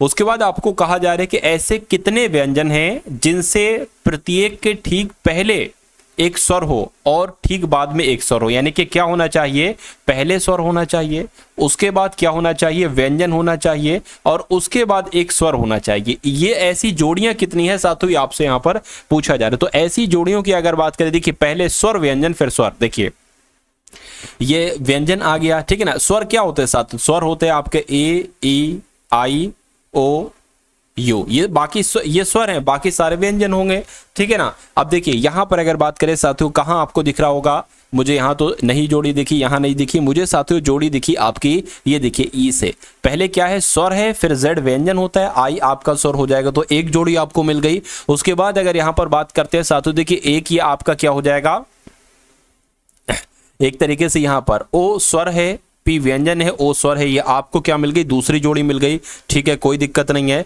उसके बाद अगर यहां पर बात करें यहाँ पर भी नहीं, यहाँ पर देखिए आई ये स्वर हो गया, एच व्यंजन हो गया और ये फिर से ओ स्वर हो गया। तो मैं कहूंगा यहाँ पर कुछ नहीं, 3 जोड़ियां ऐसी हैं जिनमें स्वर व्यंजन स्वर का क्रम यहाँ पर दिख रहा है। उसके बाद देखिए अगला सवाल है साथियों, अब आपके सामने यहाँ पर मैथ के क्वेश्चन शुरू हो चुके। कौन से क्वेश्चन साथियों? मैथ के सवाल आपके सामने यहाँ पर शुरू हो चुके। तो जिन लोगों ने भी वीडियो को लाइक नहीं किया साथियों, वीडियो को आप सभी लोग लाइक कर दीजिए और एक तरीके से यहाँ पर इस क्वेश्चन को देखिए और बताइए सही जवाब क्या होगा। देखिए कह रहे हैं कि x को ज्ञात कीजिए यदि 400 का 30% प्लस 70 का x% बराबर 536 का 25%। देखिए 400 का 30% कहा गया है तो 400 का 30% यानी कि 30/100 प्लस 70 का x% यानी कि 70 गुणा x बटे क्या आ जाएगा, 100 आ जाएगा, बराबर 536 का 25% की बात की गई, मैं कहूंगा 25/100 हो जाएगा। इतनी बात आपको समझ में आएगी। अब देखिए यहां पर अगर बात करें, इन 2 जीरो से ये 2 जीरो कैंसिल, इस 1 जीरो से ये 1 जीरो कैंसिल, 4 की 30 से कराओगे 120 आ जाएगा, यानी कि 120 प्लस ये क्या आ जाएगा साथियों, 7x आ जाएगा बटे क्या आ जाएगा, 10 आ जाएगा। ठीक है ना, इतनी बात आपको समझ में आ गई बिल्कुल। अब यहाँ पर 536 गुणा 25 से कम 25, 25 चौक 100 यानी कि 1/4 यहाँ पर आ जाएगा। इसको अगर कट करें 4 कम 4, 4 तियां 12, 4 चौक 16, ये आ गया, बिल्कुल आ गया। अब देखिए 120 प्लस अगर इसको 0 को हटाए तो यहाँ पर पॉइंट आ जाएगा, तो 0.7x बराबर क्या आ जाएगा, 134 आ गया। इतनी बात आपको समझ में आ गई। अब इसको साथियों मैं हटा देता हूं, इसको मैं क्या करता हूं साथियों, इसको हटा देता हूं। अगला स्टेप देखिए, अगला स्टेप साथियों यहाँ पर क्या आता है। अब देखिए ये 120 जो है ना, ये इधर आ जाएगा माइनस का, यानी कि 0.7x बराबर 134 माइनस 120। अब कितना बचेगा साथियों, 14 बचेगा, यानी कि 0.7x बराबर कितना बचेगा, 14 बचेगा। अब देखिए अब हम लोग क्या कर सकते हैं, इस पॉइंट को हटाएंगे, नीचे 10 बढ़ा लेंगे, ये 10 साथियों इधर आ जाएगा, 140 हो जाएगा, ये 7 इधर आ जाएगा, x बराबर 7 एकम 7, 7 दूना 14, यानी कि x का मान कितना आ गया साथियों, 20 आ गया। और यही तो आपसे पूछा गया था कि x का मान क्या होगा, तो x का मान क्या होगा साथियों, 20 होगा। जिनका भी आंसर ऑप्शन नंबर डी मैं कहूंगा आंसर आपका बिल्कुल करेक्ट है। उसके बाद देखिए नेक्स्ट नंबर का सवाल है कि एक व्यापारी अपनी पुस्तक का मूल्य क्रय मूल्य से 20% अधिक अंकित करता है, यानी कि उसका क्रय मूल्य मान लीजिए 100 रुपए है और वो कितना अंकित करता है, 20% बढ़ा के अंकित करता है, यानी कि 120 करता होगा। यदि वह 10% की छूट देता है क्या इस पर, यानी कि अगर 120% की 10% की छूट दोगे तो कितना होगा, 120 का 10% अगर हम निकालें तो कितना होगा साथियों, 2 जीरो से 2 जीरो यानी कि 12 हो जाएगा। यानी कि अगर मैं 120 में 12 की छूट दे दूं तो कितना बचेगा, 108 बचेगा। 120 रुपए की कोई चीज है, 12% की छूट दूं तो वो वस्तु 108 रुपए की मैं दूंगा। खरीदी थी हमने 100 रुपए की, बेच रहे हैं हम 108 रुपए की, कहने के लाभ होगा हानि होगी, लाभ होगा। और लाभ होगा तो कितने प्रतिशत होगा साथियों, साफ साफ 8% यहां पर लाभ हो रहा है। तो आपका राइट आंसर जो जाएगा वो किस ऑप्शन के साथ जाएगा, वो ऑप्शन नंबर ए के साथ जाएगा। भाई बहुत बढ़िया, वेरी गुड क्लास। उसके बाद देखिए अगला सवाल है कि प्रथम 60 प्राकृतिक संख्याओं का औसत आपसे यहां पर पूछा जा रहा है। देखिए अगर ऐसे करके सवाल आए कि प्रथम n प्राकृतिक संख्याओं का योग क्या होगा, तो आप देखिए सबसे पहले औसत निकालने के लिए हमें योग निकालना होगा। तो कैसे योग निकालेंगे, n प्लस 1/2। ये n क्या है, n बराबर साथियों 60 है, ठीक है ना, 60 है, यानी कि संख्या कितनी गई है, तो यहां पर 60 गुणा क्या आ जाएगा, 60 प्लस 1 बटे क्या आ जाएगा, 2 आ जाएगा। इसकी अगर बात करिए साथियों 30 हो जाएगी, यानी कि 30 गुणा क्या आ जाएगा, 61 आ जाएगा। इसको अगर आपस में गुणा करें साथियों कितना आ गया, 3 एकम 3 और 3 छह कितना आ गया, 18 आ गया। अब ये तो योग निकला है, क्या ये तो साथियों योग निकला है 1830। अब औसत निकालना है, आपको भी पता है औसत बराबर क्या होता है साथियों, औसत बराबर होता है योग जो कि 1830 है और नीचे क्या आ जाएगा, संख्याएं आ जाएंगी टोटल। तो कितनी संख्याएं हैं, 60 संख्याएं हैं, तो 60 आ गए। यहाँ पर 0 से 0 कैंसिल हो जाएगा, ठीक है ना, 3 दूना आपका 6 हो जाएगा, 3 चंग 18, 3 एकम 3 हो जाएगा। इसको अगर भाग दोगे साथियों 31.5 आ जाएगा। तो 31.5 कहां पर लिखा हुआ है, सॉरी 30.5 आएगा, ठीक है ना, 30.5 आएगा साथियों। 30.5 कहां पर लिखा हुआ है, ऑप्शन नंबर सी में लिखा हुआ है। तो ये आपका क्या है, ये आपका साथियों बिल्कुल करेक्ट आंसर हो जाता है। भाई बहुत बढ़िया, वेरी गुड क्लास। यदि 28,000 रुपए की राशि 3 वर्ष में किसी दर पर साधारण ब्याज, ठीक है ना, उसके बाद लिखा हुआ 27,000 रुपए की राशि 27,000 रुपए की राशि पर 3 वर्षों में उसी दर पर साधारण ब्याज से 225 रुपए अधिक हो जाती है। देखिए कहा गया है कि 28,000 रुपए अगर हैं, अगर 3 वर्षों के लिए दिए जाते हैं साधारण दर पर, ठीक है ना, तो एक तरीके से साधारण ब्याज क्या होगा, ठीक है, जितना साधारण ब्याज होता है वो, और फिर दूसरी रकम की बात की गई 27,000 रुपए की राशि 3 वर्षों में उसी दर पर साधारण ब्याज से 225 रुपए अधिक है, ठीक है ना, ये आपसे यहां पर कहा गया। अभी आपको नीचे वाली लाइन नहीं पढ़ने वरना आप कंफ्यूज हो जाओगे। अब देखिए यहां पर अगर बात करें, आपको भी पता है कि साधारण ब्याज का सूत्र क्या होता है, PRT/100। तो यहां पर साथियों साधारण ब्याज की अगर बात करते, P कितना है, मूलधन कितना है, 28,000 है, 3 वर्ष के लिए दिया गया। अभी हमें दर नहीं पता है तो दर को साथियों हम R मान लेते, बटे कितना हो जाएगा, बटे आपका 100 हो जाएगा। इसको अगर सॉल्व करने पर आए, इन 2 जीरो से ये 2 जीरो कैंसिल आपका हो जाएगा। 28 के अगर आप 3 से गुणा करोगे तो कितना आ जाएगा, 8 3 24 हो जाएगा, 3 दूना 6 7 8 यानी कि 84 हो जाएगा। यानी कि अगर बात करें साथियों, देखिए 840R ये क्या हो गया, ये कहीं ना कहीं आपका साधारण ब्याज हो गया। अब इसका साधारण ब्याज याद कर लो साथियों, देखिए 27,000 गुणा 3 वर्षों के लिए दिया गया। दर क्या है, दर उसी दर से यानी कि R हो जाएगा, यहां पर भी क्या आ जाएगा, 100 आ जाएगा। इन 3 जीरो से 2 जीरो कैंसिल, 2 जीरो से 2 जीरो कैंसिल।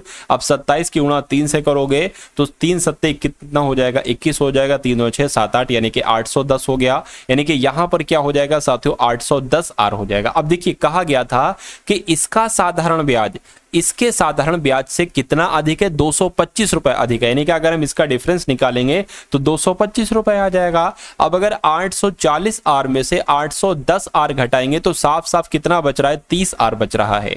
30 R कितना है साथियों, 225 है। अगर मैं कहूं R क्या है, दर है R, ये ध्यान रखिएगा, 225 बटे क्या हो जाएगा, 30 हो जाएगा, ठीक है ना। इतनी बात आपको साथियों समझ में आ गई। अब इसको अगर कैलकुलेट करें, देखिए 5 छंग आपका 30 हो जाएगा, 5 चौक आपका 20 हो जाएगा, ठीक है, 5 पंजे आपके कितने हो जाएंगे, 5 पंजे आपके 25 हो जाएंगे। इसको अगर और कट करें साथियों, देखिए 6 एकम 6, 6 चंग 36, 6 सत्ते 42, 6 सत्ते 42 आपका हो गया। 3 बचेगा, पॉइंट लगा, 0 बढ़ा, 6 चंग 36, 6 पंजे 30 ही हो जाएगा। यानी कि दर कितनी निकली है साथियों, 7.5% दर निकली है। बस आपको ये बात ध्यान रखना है कि दर कितनी है, दर आपकी 7.5% है, बाकी आपको कुछ ध्यान नहीं रखना है। अब आपसे साथियों सवाल क्या किया गया था, सवाल आपसे ये किया गया था कि अगर 35,000 रुपए हैं, इनको 3 वर्ष पर दिया जाता है तो साधारण ब्याज कितना होगा, और R दर कितने निकले लगेगी, 7.5% की दर से निकलेगी। तो कुछ नहीं साथियों, साधारण ब्याज याद कर लीजिए, 35,000 रुपए, 3 वर्ष समय है, दर कितना है अभी मैंने निकाली 7.5% है, बटे यहां पर क्या आ जाएगा, 100 आ जाएगा। इस पॉइंट लगा, पॉइंट हटाएंगे साथियों नीचे और 0 बढ़ा लेंगे। इन 3 जीरो से आपका ये 3 जीरो कैंसिल हो जाएंगे। अब आपको साथियों क्या करना है, अब आपको 35 गुणा 3 गुणा 75 करना है, बाकी बस कुछ नहीं करना है।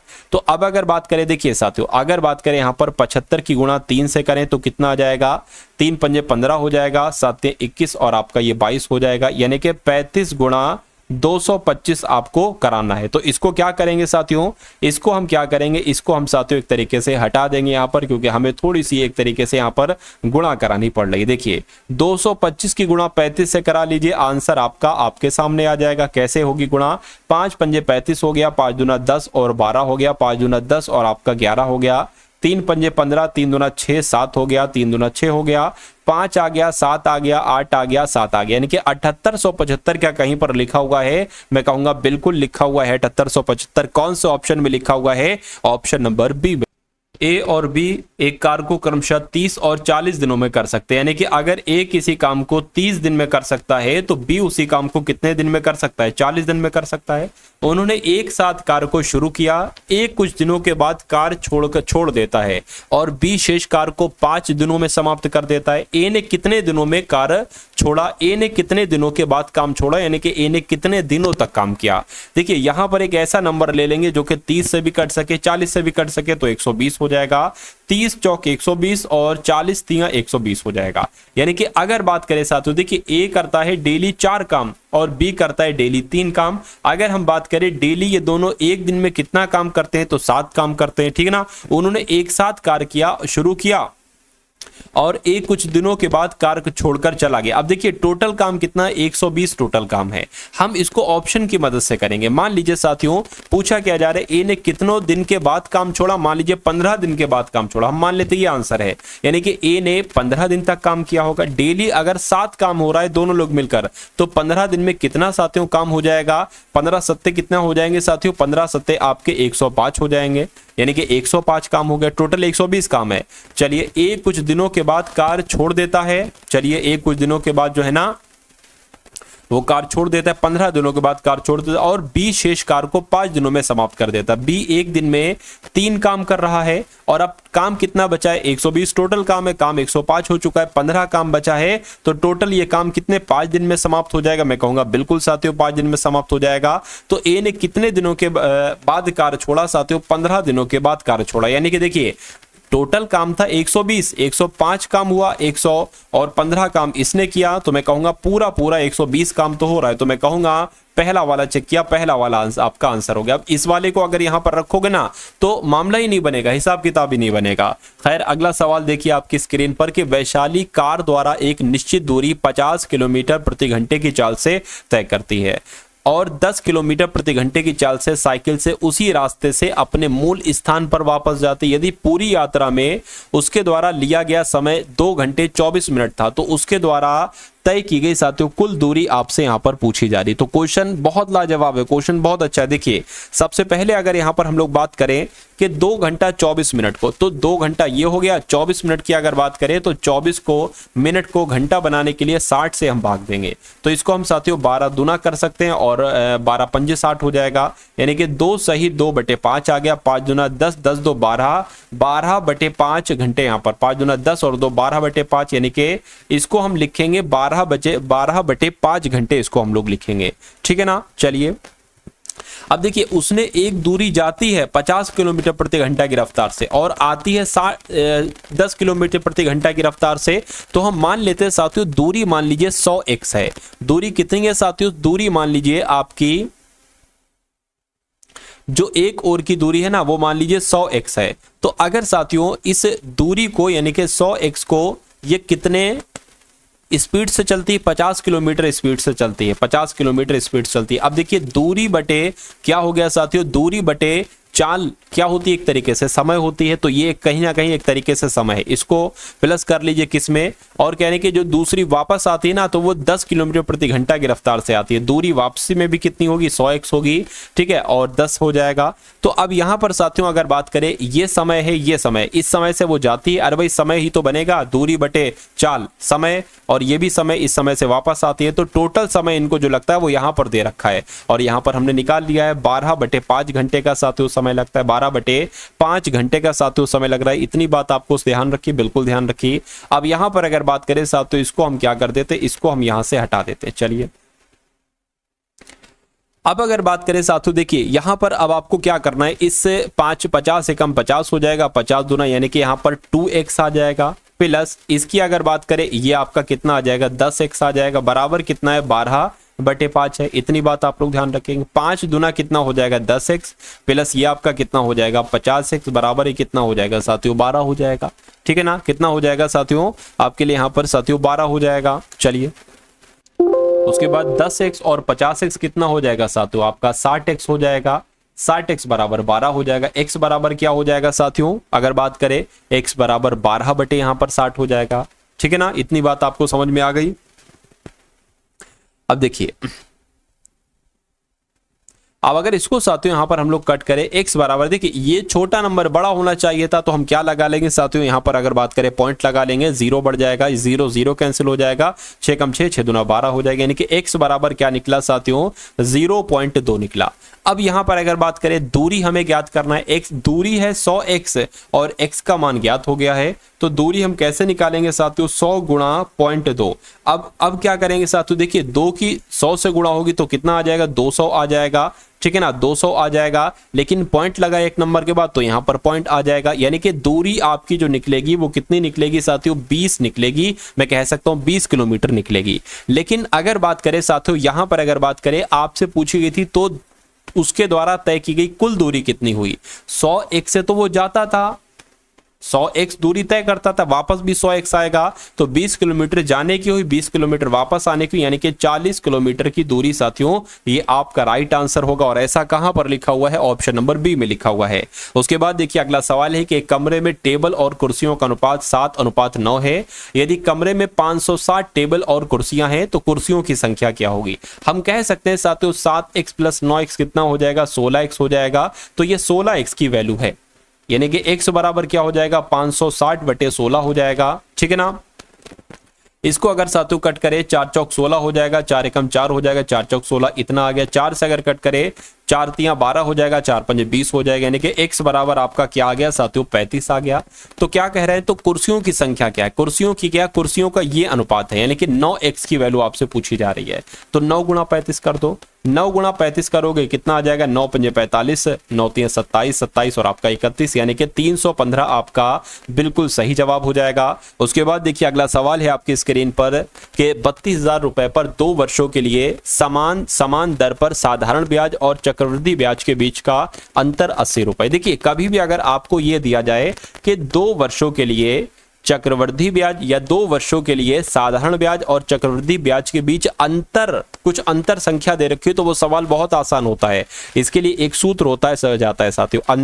अंतर बराबर क्या हो जाएगा साथियों? PR² बटे 100 का स्क्वायर। बस अंतर के अंतर यहाँ पर 80 दे रखा है, बराबर P क्या, यानी कि मूलधन यहाँ पर साथियों 32,000 रुपए दे रखा है, ठीक है ना। R की अगर बात करें, चक्रवृद्धि ब्याज की स्थिति में वार्षिक ब्याज के रूप में संयोजित होता है, तो ब्याज की दर यानी कि R आपको ज्ञात करना है, R² हो जाएगा बटे 100 का स्क्वायर यहाँ पर हो जाएगा, यानी कि 100 × 100 हो जाएगा। अब ये 100 × 100 इसका गुणा हो जाएगी, तो ये क्या हो जाएगा आपका? एक तरीके से साथियों आपका ये बन जाएगा, बराबर क्या हो जाएगा? 32,000 × R² हो जाएगा, ठीक है ना। अब 80,000 साथियों, यहाँ पर 80,000 नहीं 8 लाख आ गया है। क्या आ गया साथियों? 8 लाख। और नीचे क्या आ जाएगा आपका? 32,000 आ जाएगा। 32,000 बराबर क्या हो जाएगा? R² हो जाएगा। इन 3 जीरो से आपके ये साथियों 3 जीरो कैंसिल हो जाएंगे। अब देखिए 8 एकम 8 और 8 चौक कितने हो जाएंगे साथियों? 8 चौक आपके 32 हो जाएंगे, ठीक है ना। अब इसको अगर कट करेंगे तो 25 आ जाएगा, यानी कि R² बराबर क्या आ गया? 25 आ गया। तो R बराबर क्या आ जाएगा? 5 आ जाएगा। मैं कहूंगा 5 प्रतिवर्ष आपकी दर हो जाएगी, और यही आपका क्या हो जाएगा? यही आपका बिल्कुल करेक्ट आंसर हो जाता है भाई। बहुत बढ़िया, वेरी गुड क्लास। तो कैसी लगी आपको साथियों ये क्लास? एक बार कमेंट सेक्शन में आप लोग जरूर बताइएगा। और जिस PDF का मैंने जिक्र किया था साथियों, अंतिम समय में ये PDF आपके लिए तैयार की गई है, ठीक है ना। सिर्फ 45 रुपए की PDF है। मेरा मानना है कि 10 मॉडल इसमें है, 10 मॉडल पेपर साथियों इसमें है। ये आप लोग एग्जाम से पहले जरूर एक बार देख कर जाएंगे, पेपर आपका साथियों क्रैक हो जाएगा। तकरीबन 65% से लेकर 70% पेपर आपको यहाँ से देखने को मिलेगा। कैसे ये PDF आप ले सकते हैं? डिस्क्रिप्शन में एक लिंक है SSC MTS PDF करके, उस लिंक पर आप क्लिक करेंगे तो आप हमारे WhatsApp पर आ जाएंगे। वहां पर आपको एक QR कोड दिया जाएगा, उस QR कोड पर 45 का पेमेंट करके साथियों PDF आपको भेज दी जाएगी। और उसके अलावा साथियों SSC MTS की प्लेलिस्ट का लिंक भी डिस्क्रिप्शन में है, उसको साथियों जरूर देखिएगा, उन वीडियोस को जरूर देखिएगा। उसमें बहुत शानदार क्वेश्चन है, एक्सपेक्टेड क्वेश्चन है। डिस्क्रिप्शन में टेलीग्राम ग्रुप है, व्हाट्सएप का ग्रुप का लिंक है, दोनों को साथियों ज्वाइन कर लीजिएगा। इस वीडियो को अपने 2-4 मित्रों के साथ भी शेयर कीजिएगा। मिलते हम सभी लोग आने वाली वीडियो में। जय हिंद साथियों।